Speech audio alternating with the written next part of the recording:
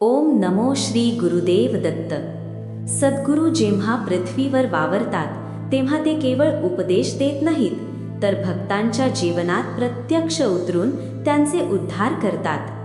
अध्याय 4 हाच दिव्य अनुभव आपल्यासमोर उभा करतो. या अध्यायात श्री दत्तात्रेय प्रभू अवधूत रूपात जगभर संचार करताना दिसतात. देहावर मळलेली वस्त्रे, हातात भिक्षापात्र, पण अंतःकरणात अथांग करुणा. प्रभूंचे हे रूप पाहणारा भक्त त्यांच्या बाह्य स्वरूपावर नाही, तर आतल्या तेजावर मोहित होतो.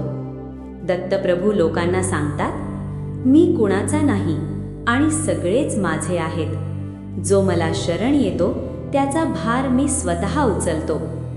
या अध्यायात प्रभू गुरु आणि शिष्य यांचे नाते किती पवित्र आहे हे स्पष्ट करतात. शिष्य जर पूर्ण श्रद्धेने गुरूंच्या चरणी लीन झाला तर त्याचे जीवन आपोआप पावन होते. गुरु कधीही भक्ताला त्याच्या कर्मांपासून पळवून नेत नाहीत, पण त्या कर्मांचा भार सहन करण्याची शक्ती देतात.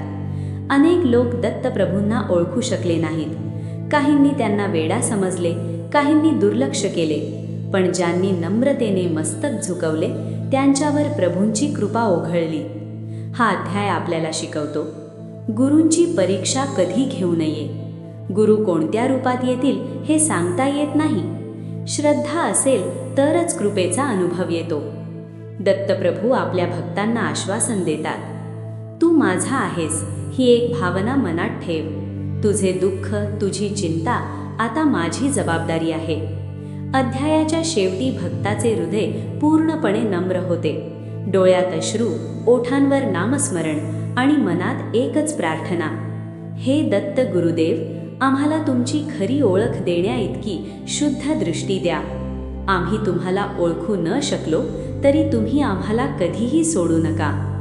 ओम श्री गुरुदेव दत्त. अध्याय समाप्त.